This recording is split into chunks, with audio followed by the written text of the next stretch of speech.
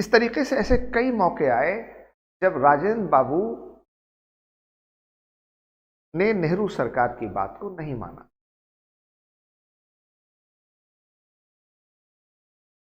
नेहरू सरकार जो आजाद भारत के बाद अब तक की सबसे लोकप्रिय सरकार, सबसे बड़ी सरकार, सबसे विराट सरकार, और नेहरू जी जैसा कद जिनकी हिंदुस्तान में बड़ी लोकप्रियता थी, जिनका संसद में बड़ा बहुमत था,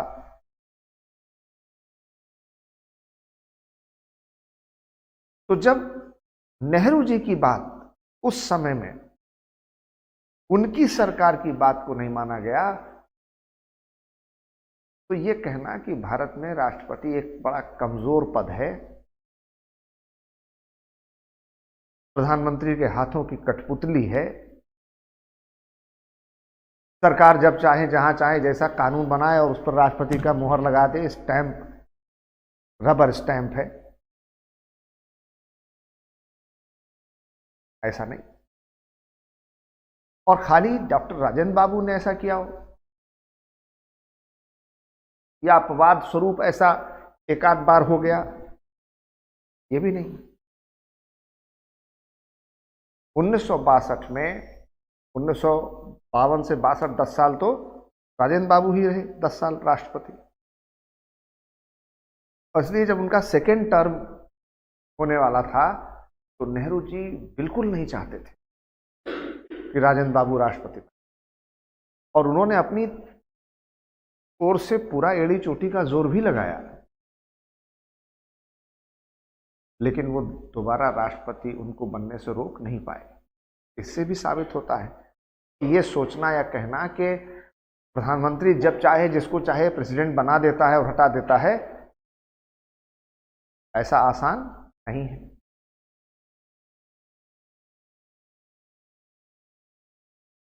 अब 10 साल तो राजेंद्र बाबू ही प्रेसिडेंट रहे, उसके बाद डॉक्टर सर्वपल्ली राधाकृष्णन बने, जो फर्स्ट वाइस प्रेसिडेंट थे और सेकेंड प्रेसिडेंट। 62 में भारत चीन युद्ध हुआ, उस लड़ाई में हम लोग हार गए और डॉक्टर राधाकृष्णन ने नेहरू जी को तलब कर लिया और उन्होंने प्रधानमंत्री से कहा कि मुझको पूरी रिपोर्ट चाहिए कि क्यों और कैसे हमारी पराजय हुई, हम हारे, ये जंग में इस बुरी तरीके से हमारी शिकस्त कैसे हुई, इसकी मुझे रिपोर्ट चाहिए। रक्षा मंत्री जो थे उन्होंने बड़ा विरोध किया कि हम प्रेसिडेंट को क्यों दें रिपोर्ट, और उन्होंने कहा कि नहीं, हमको राष्ट्रपति को इस तरीके की रिपोर्ट नहीं देनी चाहिए। बड़ा विवाद हुआ, लेकिन राधाकृष्णन अड़ गए कि ये सरकार का बहुत बड़ा फेल्योर है, ये सरकार की विफलता है, और राष्ट्रपति जो सरकार के मुखिया हैं, ये उनकी जिम्मेदारी है कि वो इस तरीके के हालात दोबारा न होने पाए। इसके लिए प्रधानमंत्री से बातचीत ही न करें, बल्कि उनको दिशा निर्देश भी दें कि जो इस बार हुआ वैसा फिर कभी दोबारा न हो। ऐसे ही जब शंकर दयाल शर्मा राष्ट्रपति थे और 6 दिसंबर 92 को अयोध्या में बाबरी मस्जिद, राम जन्मभूमि का जो विवादित ढांचा था उसको गिरा दिया गया, तो राष्ट्रपति शंकर दयाल शर्मा के ही आदेश पर बीजेपी की उस समय 4 राज्यों में सरकार थी, राजस्थान, मध्य प्रदेश, हिमाचल प्रदेश और उत्तर प्रदेश।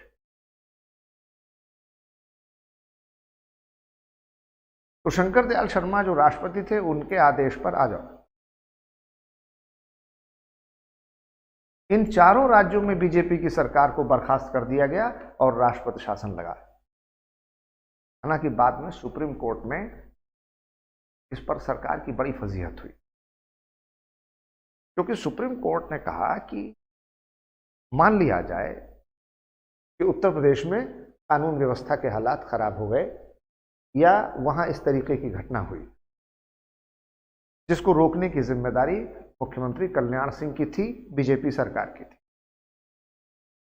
और उन्होंने कोर्ट में हलफनामा में लिख के दिया था कि वो इस इमारत की हिफाजत करेंगे।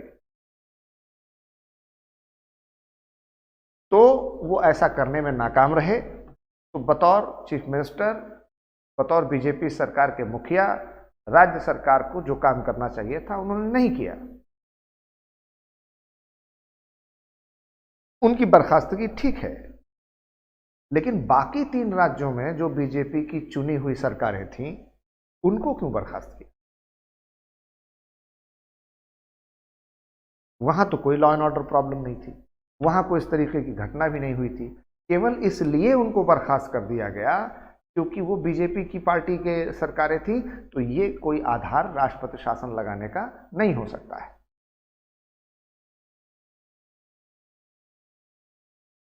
और इस तरह से राष्ट्रपति शासन कैसे लगेगा, लगने के आधार क्या होंगे, वगैरह वगैरह, उस पर सुप्रीम कोर्ट ने बहुत सारे दिशा निर्देश जारी किए।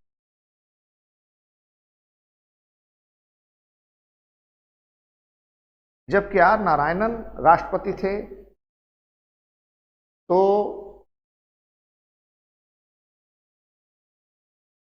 एक बार बिहार में रणवीर सेना में बहुत, जिले का नाम और मालेबात, तो गुटों में बड़ा संघर्ष हुआ, 21 लोग मारे गए, भारी नरसंहार हुआ जहानाबाद में। और तब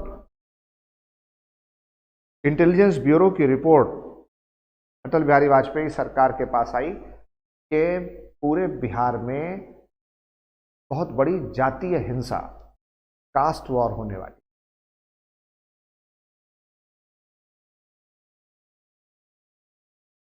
तो प्रधानमंत्री ने नारायणन को राष्ट्रपति शासन लगाने के लिए अपनी संस्तुति भेजी। क्या नारायणन ने कहा कि केवल इस आधार पर कि ऐसा होने की आशंका है, आप एक राज्य की लोकप्रिय चुनी हुई सरकार को बर्खास्त नहीं कर सकते। इसके लिए आप वहां अतिरिक्त सैन्य बल भेजिए, पुलिस सुरक्षा बंदोबस्त बेहतर कीजिए, जो लोग जिम्मेदार हैं इस तरीके की घटनाओं के पीछे उनकी धरपकड़ करवाइए, राज्य सरकार को दिशा निर्देश दीजिए, कानून व्यवस्था को मजबूत करने के तरीके उठाइए। लेकिन राज्य सरकार को बर्खास्त कर देने से ये कैसे रुक जाएगा? तो उन्होंने ये लिखा कि मेरे ख्याल में आपको राष्ट्रपति शासन लगाने के फैसले पर एक बार दोबारा सोचना चाहिए। और राष्ट्रपति का यह कहना था कि अटल बिहारी वाजपेयी सरकार ने अपने हाथ पांव पीछे खींचे।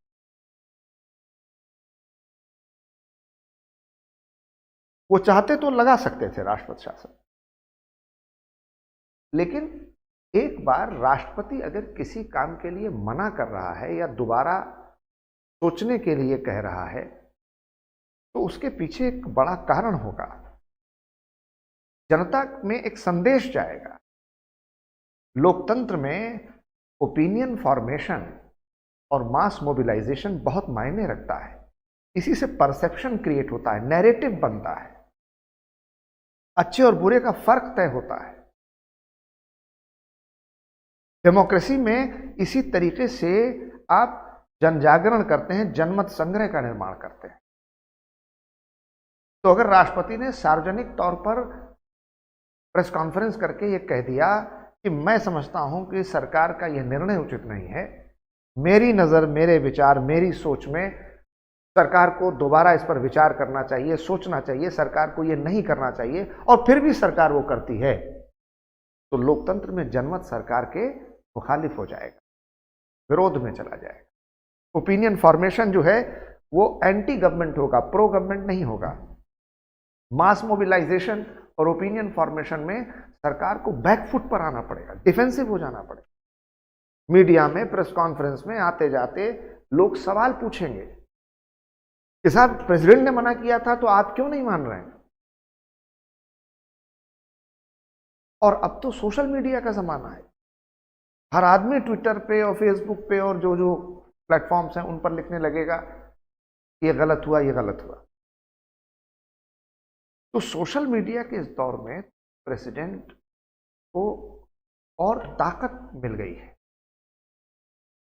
हालांकि ऐसा आमतौर पर नहीं होता है कि रोज बरोज प्रेसिडेंट प्राइम मिनिस्टर को तलब करने और उनको सरकार के लिए दिशा निर्देश देने लगे। ऐसा होता नहीं है और वो बड़े शालीनता के साथ अपने पद के दायरे में रहते हुए काम करते हैं, लेकिन ऐसा हो सकता है और ऐसा हुआ है। इसके उदाहरण भी मैंने आपको दिए। इसी तरीके से जब टेलीकॉम घोटाला हुआ, दूरसंचार घोटाला,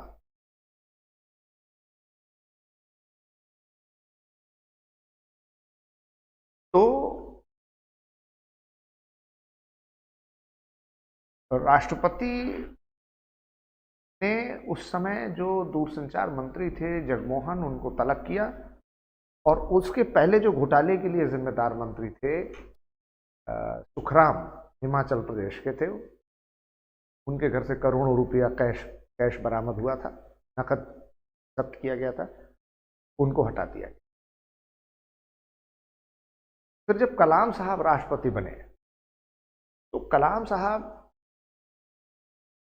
ने पहली बार भारत के राष्ट्रपति प्रेसिडेंट ऑफ इंडिया को पीपुल्स प्रेसिडेंट बनाया, जनता का राष्ट्रपति बनाया। वो सिर्फ भारत के राष्ट्रपति थे, लोगों के राष्ट्रपति, जनता के राष्ट्रपति। पहली बार ऐसा हुआ कि उन्होंने राष्ट्रपति भवन के द्वार आम नागरिकों के लिए खोल दिए, खासतौर से स्कूल के बच्चे, यूनिवर्सिटी और कॉलेज में पढ़ने वाले students, teachers, engineers, doctors, professor, scientist,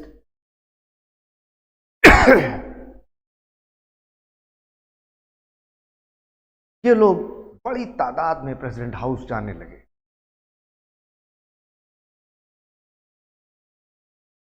और उन्होंने कई सारे विजनरी प्रोग्राम खुद बनाए। इंटेलेक्चुअल आदमी थे, बड़ा उनका विजडम था, विजन था, तो उन्होंने एक प्रोग्राम बनाया पूरा।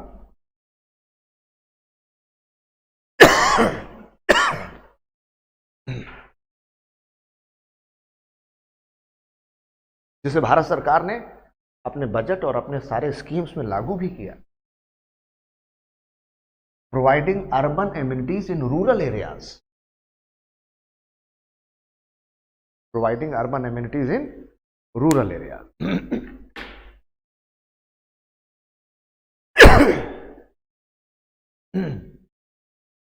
तो ऐसा नहीं है कि भारत के राष्ट्रपति एकदम कमजोर हैं और कुछ कर ही नहीं सकते, लेकिन ऐसा भी नहीं है कि वो अमेरिका के राष्ट्रपति की तरह जो चाहे वो फैसला कर लें। Is that very clear?